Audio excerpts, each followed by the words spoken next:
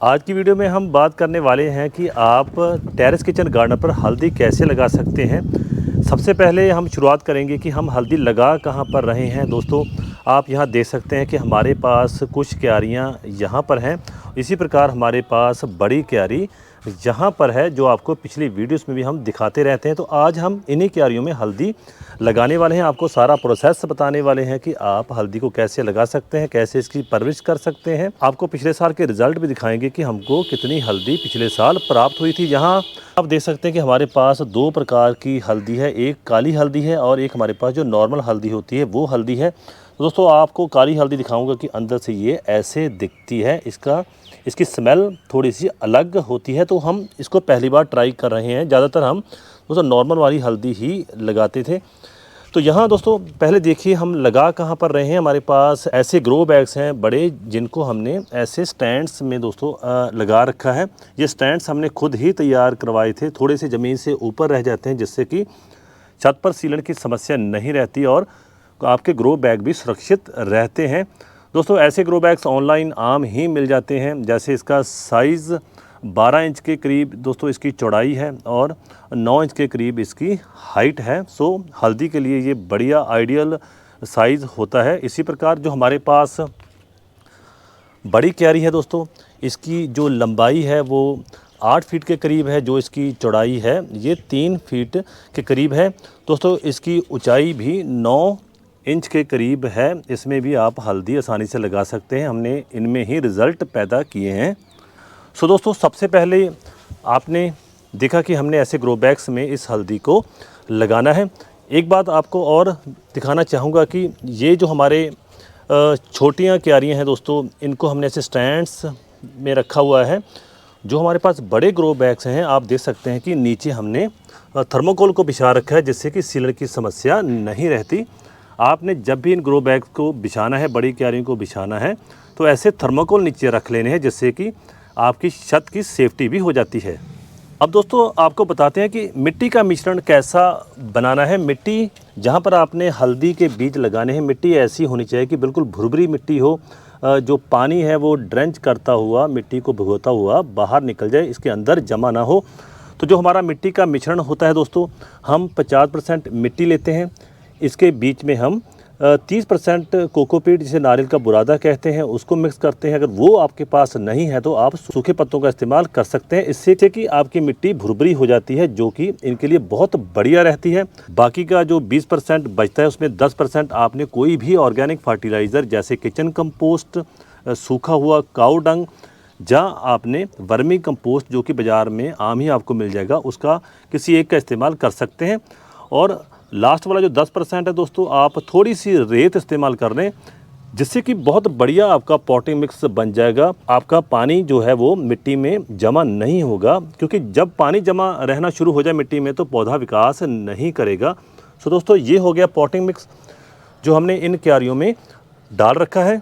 अब आपको बताते हैं कि हमने इन क्यारियों को भरा कैसे है, जिससे कि वेट की समस्या का भी हल हो जाता है। दोस्तों, पहले ही मिट्टी का भार कम हो गया है इसमें नारियल का बुरादा, सूखे पत्ते डालने से।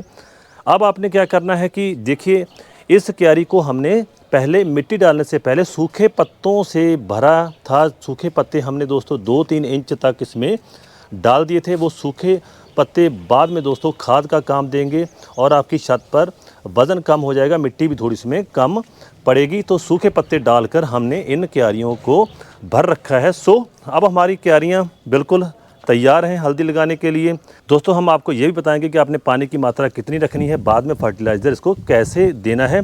इसके बाद मिट्टी डालने के बाद दोस्तों आपने क्या करना है कि इसको आपने तकरीबन 4 से 5 इंच की गहराई में लगाना है।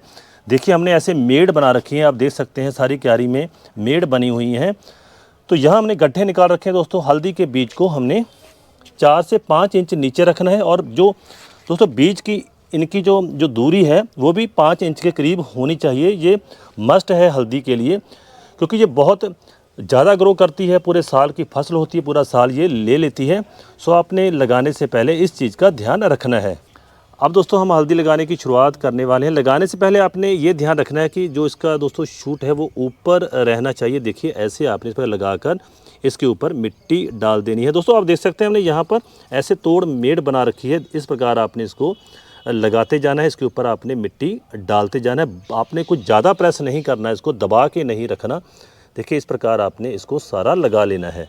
तो यहाँ दोस्तों आप देख सकते हैं कि हमने इन छोटी क्यारियों में हल्दी के बीज लगा दिए हैं। इसी प्रकार दोस्तों हम हल्दी के बीजों को हम बड़ी क्यारी में लगा देंगे। तो दोस्तों आप देख सकते हैं कि हमारी सारी क्यारी में ऐसे मेड़ बनी हुई हैं। जैसे आपको बताया, आपने एक एक हल्दी का बीज इसमें लगाते जाना है।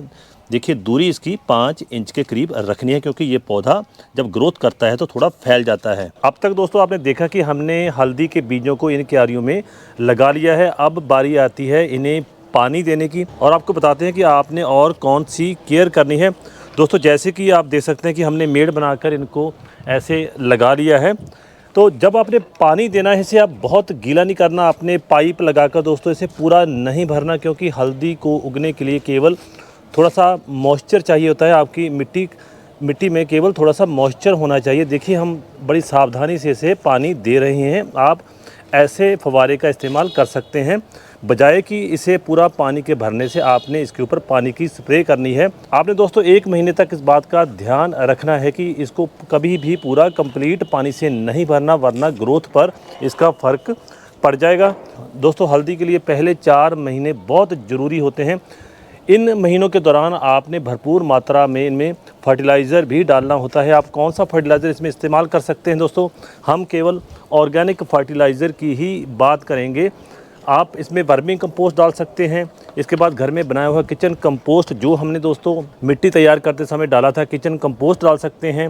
या दोस्तों आप सूखा गोबर, जो कि बाद में जब थोड़ी सी सर्दी शुरू हो जाए तब इसमें डाल सकते हैं। इसके साथ दोस्तों चौथी चीज़ आप इसमें क्या डाल सकते हैं, जब सर्दियां स्टार्टिंग हो जाए तो आप में सरसों खली का इस्तेमाल भी कर सकते हैं। उसके ऊपर हमारी डिटेल्ड वीडियो है कि कैसे आप सरसों खली का इस्तेमाल अपने पौधों के ऊपर कर सकते हैं। दोस्तों आपने इन ऑर्गेनिक फर्टिलाइजर्स को हर 15 दिन बाद रिपीट करते रहना है। फिर देखिए इनकी ग्रोथ कितनी कमाल की होती है। दोस्तों आप देखेंगे कि 1-1.5 महीने बाद हल्दी बाहर आनी शुरू हो जाएगी। सो दोस्तों बस आपने ये केयर करनी है। जब इसमें वीड्स वगैरह उगे तो आपने उनको निकालते रहना है, इसकी गुड़ाई करते रहना है। जब पौधे थोड़े बड़े हो जाए उनके साथ साथ आपने मिट्टी लगाते रहना है, और डेफिनेटली दोस्तों आपको 1 साल के भीतर अच्छी फ्रूटिंग मिल सकती है। बाकी दोस्तों जैसे हमने बताया कि आप इसे मार्च, अप्रैल, मई तक लगा सकते हैं, जो कि आपको तकरीबन 1 साल बाद इसके रिज़ल्ट मिल जाएंगे। तो दोस्तों आज की वीडियो में केवल इतना ही। आप भी अपनी छत पर हल्दी लगाकर घर के लिए ऑर्गेनिक हल्दी प्राप्त कर सकते हैं, क्योंकि आपको पता ही है इसके बहुत सारे मेडिसिनल गुण होते हैं। अगर आप इस हल्दी को अपने घर पर, अपने घर की छत पर उगा लें तो उससे बढ़िया बात कोई और हो ही नहीं सकती। दोस्तों फिर मिलते हैं गार्डनिंग ऊपर किसी नई वीडियो में। तब तक खूब गार्डनिंग कीजिए, खुश रहें, आबाद रहें।